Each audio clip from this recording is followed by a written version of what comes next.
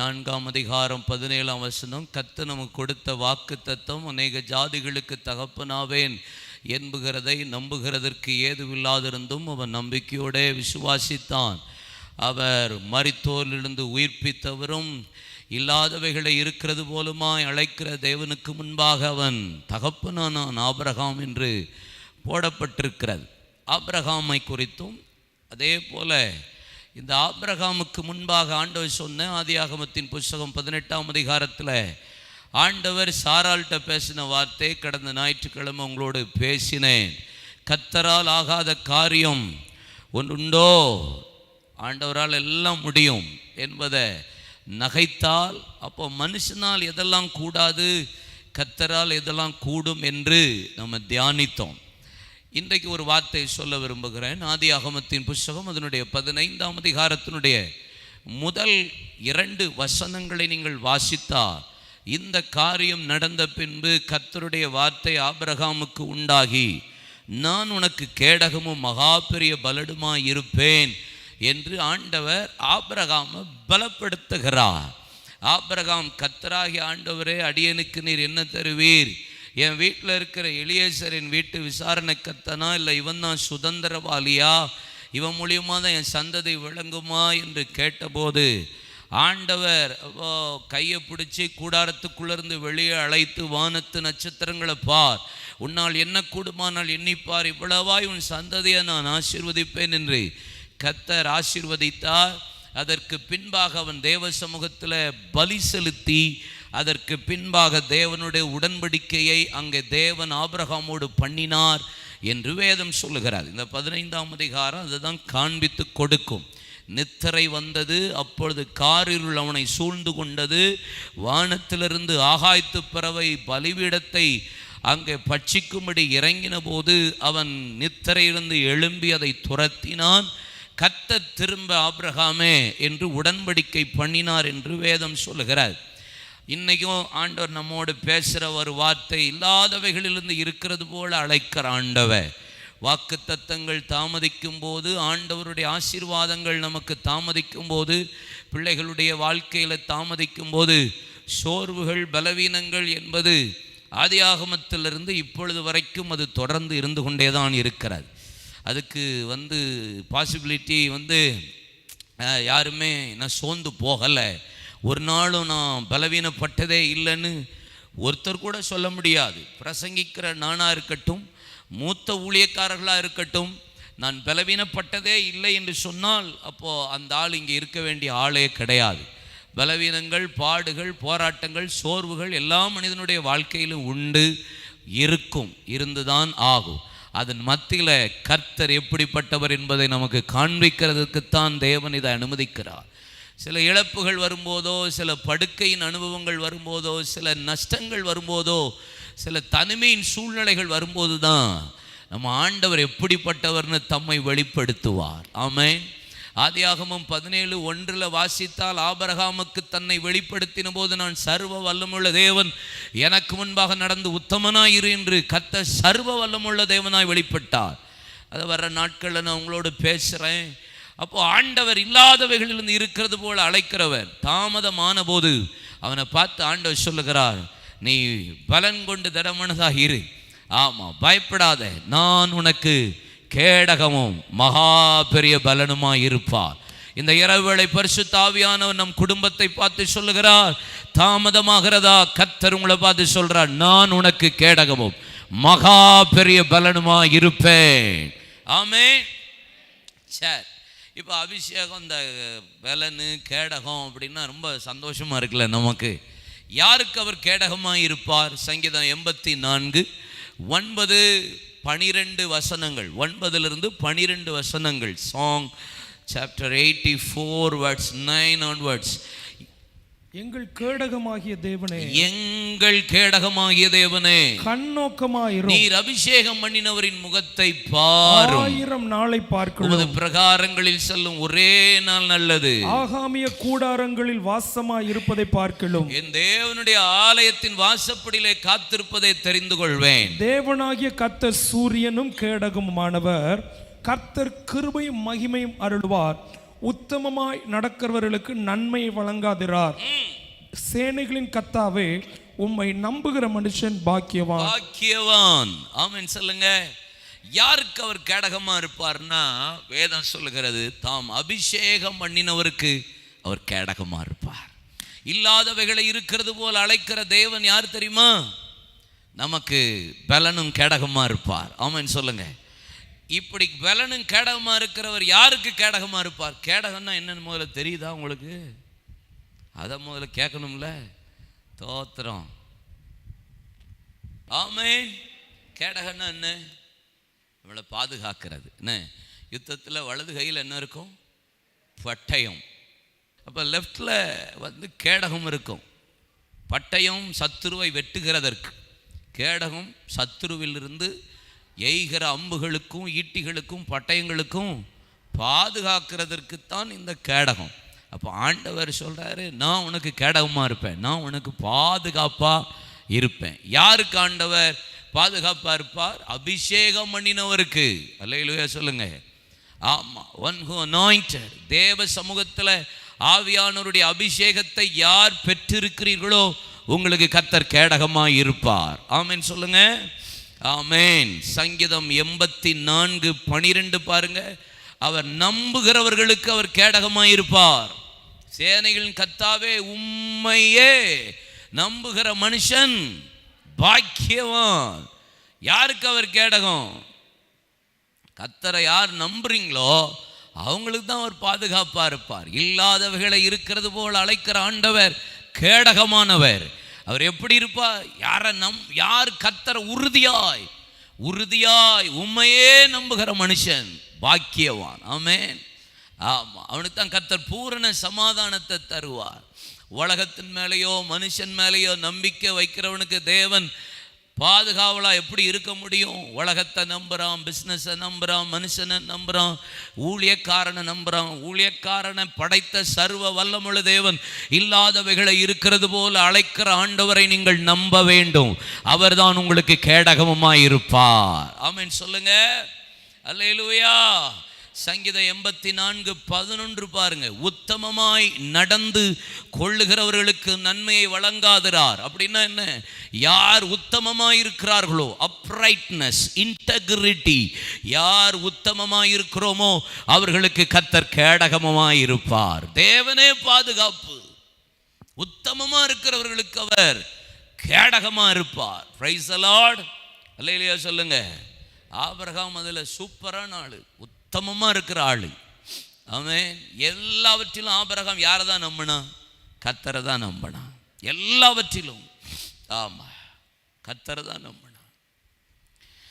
உத்தமமாய் Sodom Gomorrah ராஜா Abraham இடத்துல சொல்கிறான், சிறையிருப்பிலிருந்து மீட்டெடுத்த உடனே, அந்த கதை உங்களுக்கு தெரியும்.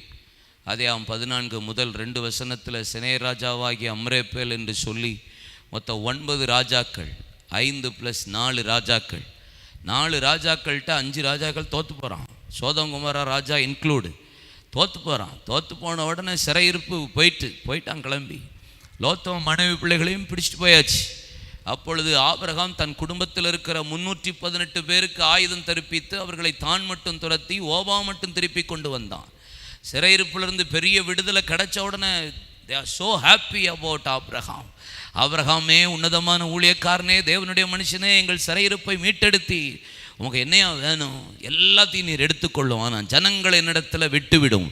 Adiyam 14:21 நீங்கள் வாசித்து பார்த்தீங்கன்னா வேதம் சொல்லுகிறது, அதற்கு ஆபிரகாம் சோதோமின் ராஜாவை பார்த்து, ஆபிரகாமை ஐஸ்வர்யவனாக்கினேன் என்று நீ சொல்லாதபடிக்கு ஒரு சிரட்டையாகலும் பாதரட்சியின் வாராகிலும் உமக்கு உண்டான யாதொன்றாகிலும் நான் எடுத்துக்கொள்ளேன் என்று உன்னதமான தேவனுக்கு நேராக என் கைகளை உயர்த்துகிறேன். What uprightness, what integrity. Sodom கொமோராவின் பொருளை எடுக்கிறதுக்கு போயா, கர்த்தரே என்னை ஆசீர்வதித்து வைத்து இருக்கிறார். கர்த்தரே என் பலனா இருக்கிறார். ஆமென். கர்த்தரே என் கேடகமா இருக்கிறார். நான் யாருக்கு அஞ்சுவேன்? நான் யாருக்கு பயப்படுவேன்? ஆமென். அவர் அபிஷேகம் பண்ணவனுக்கு கேடகமா இருப்பார். அவரை நம்புகிறவர்களுக்கு அவர் கேடகம். நீங்கள் யாரை நம்புறீங்க? ஒரு சின்ன விஷயத்தில் கூட ஆண்டவர் ரொம்ப ஈகோ பார்ப்பார். நம்ம நினைக்கிறோம் அவர் நம்புறதை விட்டுட்டு நீங்கள் யாரையா நம்பி பாருங்கள், அந்த ஆளை வச்சு உங்களுக்கு அடிப்பார் பாருங்கள். ஒரு நாள் ஆப்பு செம்மையாக அடிப்பார். எத்தனை பேர் எக்ஸ்பீரியன்ஸ் பண்ணியிருக்கீங்க பாருங்கள். பல பேர் கை தூக்குறீங்க. யாரையா ஒரு ஆளை நம்பி பாருங்கள், அடிப்பாரே ஒரு அடி. இவளையா நம்புகிற, இவனையா நம்புகிற, இந்த இவனையா நம்புகிற, ஊழியக்காரன். இது அந்த ஆள் நல்ல ஆளாக தான் இருக்கும். அந்த ஆள் நல்ல ஆளாக தான் இருக்கும். ஆனால் நீங்கள் நம்பிக்கை வச்சதுனால அந்த ஆளை உங்களுக்கு எளிமையாக்கி விட்ருவார். உங்களை அந்த ஆளுக்கு பிடிக்காத மாதிரி செஞ்சு விட்ருவார். சில நேரம் புரிய வைக்கிறதுக்கு சில ஆளை உங்களுக்காக ஏவி விட்ருவார். நல்லா இருந்தவன் ஏன் இப்படி ஒரு மாதிரி இருக்கான், அது ஓம் பிரச்சனைப்பா. நீ யாரை நம்பணும்? அவரே நம்புங்க, உத்தமமாக இருங்க. அபிஷேகம் பண்ணப்பட்டதுக்காக, அபிஷேகம் வரலைன்னா கைவசமத்தில் கேளுங்க. Price God. நெப்போலியன் எத்தனை பேருக்கு தெரியும்? நெப்போலியன் போன பாட்டை எத்தனை பேருக்கு தெரியும்? நெப்போலியன் பல தேசத்தை, ராஜ்யங்களை பிடித்தவர். சரியா? எல்லாத்தையும் தனக்குள்ளே கை வச்சுக்கணும்னு சொல்லி போராடின ஒரு ஆள். அப்போது அவர் கையில் கேடகம் ஈட்டி வச்சு நல்லா யுத்தம் பண்ணுவார் நெப்போலியன். ஆமாம். ஆனால் அவருக்கு ஒரே ஒரு வீக்னஸ் இருந்தது. என்ன வீக்னஸ்னால், மதியம் சாப்பிட்டுட்டு தூங்குவார். மதியம் சாப்பிட்டுட்டு தூங்குவாப்படி. அவருக்கு அந்த 2 மணி நேரம் தூங்கும் போது யாரும் அவரை டிஸ்டர்ப் பண்ணக்கூடாது. டிஸ்டர்ப் பண்ணால் அவன் எவனாக இருந்தாலும் வெட்டிடுவார். அந்த மாதிரி ஆள் நெப்போலியன். ரொம்ப டெரர் பார்ட்டி, தூக்கத்துக்கு வெரி இம்பார்ட்டன்ட் பண்ணுற, ரொம்ப கொடுக்குற ஆள். ஒரு நாள் மதியம் வந்துச்சு, பாசு தூங்கியாச்சு. எதிரி யுத்தம் பண்ண வந்துட்டான். எதிரி யுத்தம் பண்ண வந்துட்டான்னு இவன் தளபதி போய் எழுப்புறதுக்கு பயப்படுறான். இவன் மினிஸ்ட்ரி டிபார்ட்மெண்ட்டில் இவரை போய் எழுப்புறதுக்கு பயப்படுறான். எழுப்புனா வெட்டிடுவோமே, செத்துருவோமேங்கிற எண்ணம் எல்லாருக்குள்ள இருக்கு. யாரும் போய் எழுப்பலை. கடைசியில் சத்துரு வந்தான், அவரை பிடித்தான், சிறைச்சாலையில் போட்டான். அவர் கடைசி வரைக்கும் சிறைச்சாலையிலேயே மரித்து போயிட்டார். ஒரு மனுஷனுடைய வீக்னஸ் பாருங்க. கையில் கேடகம் இருக்குது, பட்டயம் இருக்குது, அவனுக்கு இருக்குது, கையில் இருக்குது. ஆனால் ஒரு சோம்பேறித்தனம் அவனை யுத்தம் பண்ண விடாமல், அவனை பாதுகாக்காமல் சத்துரு கையில் போய் விழுந்துட்டான்.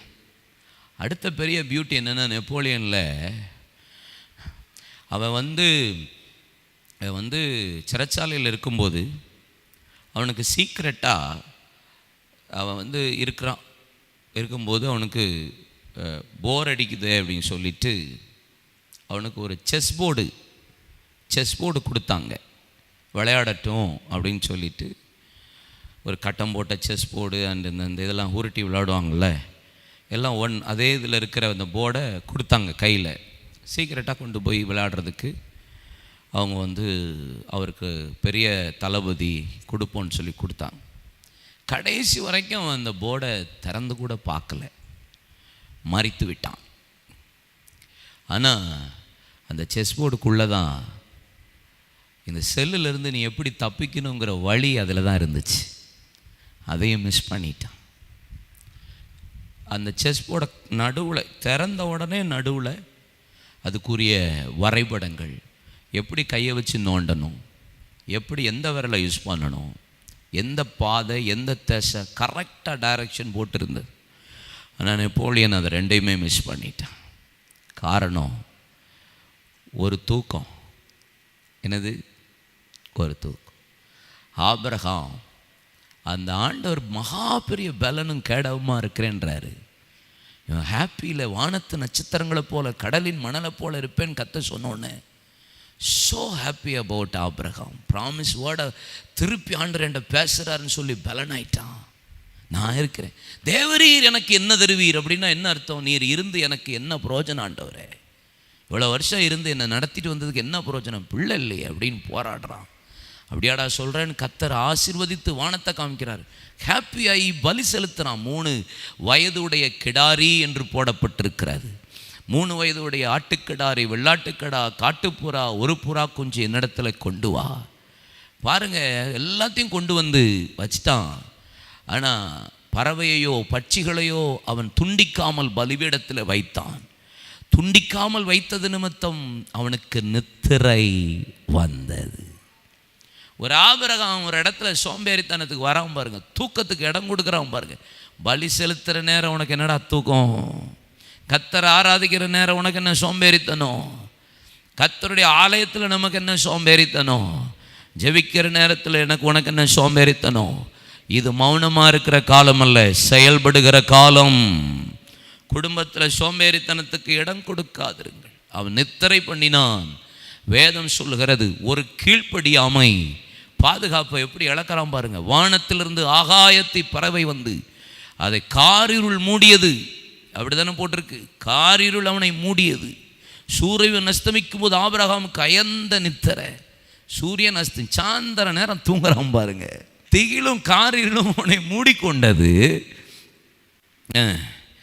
ஆபிரகாம் நோக்கி உன் சந்ததியார் இங்கே பாருங்க, ஒரு சோம்பேறித்தனம், ஒரு நெப்போலியன் இடம் கொடுத்த அந்த தூக்கம் அவனை சிறையிருப்புக்கு கொண்டு போனது.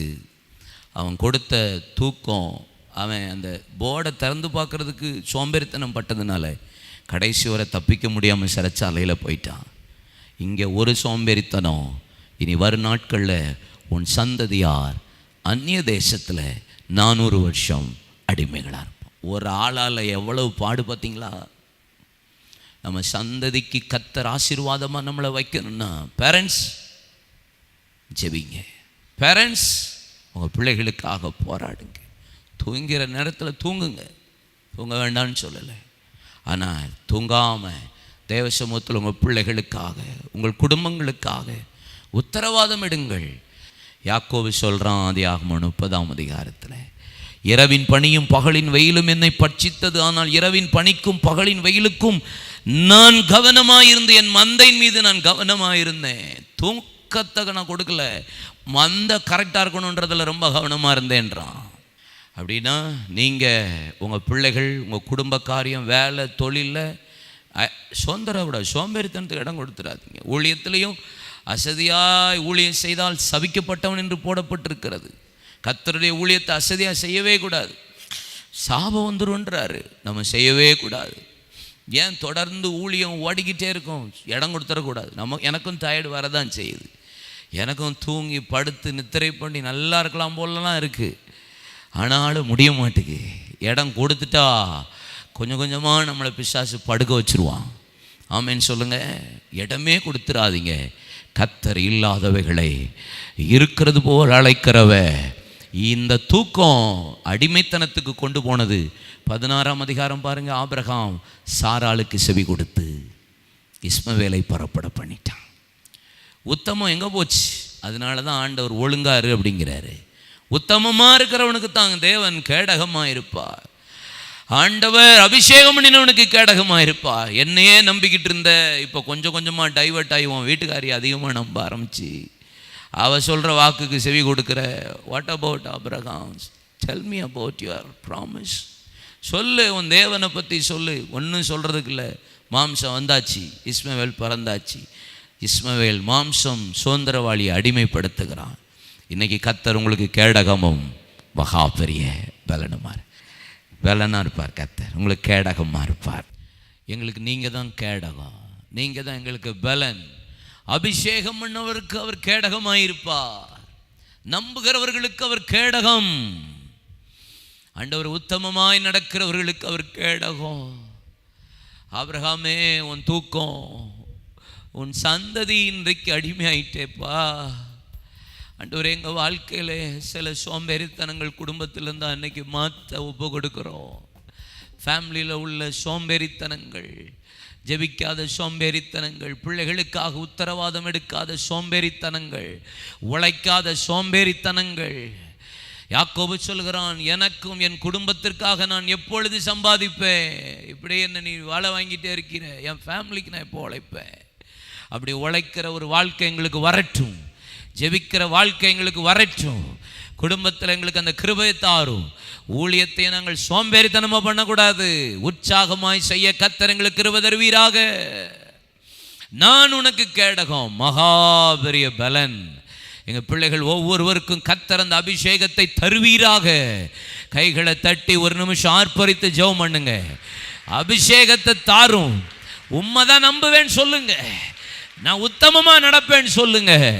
எனக்கு நீங்கள் தான் கேடகம், எனக்கு பலனே நீங்கள் தான். நெப்போலியனை போல சோம்பேறித்தனம் என்னை சிறையிருப்புக்கு கொண்டு போனது. ஒரு காரியத்தை பிரித்து கூட பார்க்க முடியல. உனக்கு அவ்வளோ சோம்பேறித்தனம் எங்களை எவ்வளோ நாள் தப்புவிக்க விடாமல் செஞ்சிருச்சு. சிறையிருப்பில் இருந்து வாழ முடிய பண்ணிட்டு இந்த நாட்கள் எங்கள் வாழ்க்கையில் ஒரு மாற்றம் வரட்டும். இல்லாதவைகளை இருக்கிறது போல அழைக்கிற ஆண்டவர் எங்கள் பிள்ளைகள் ஒவ்வொருவருக்கும் கர்த்தர் செய்து உம்முடைய நாமத்தை மகிமைப்படுத்துவீராக.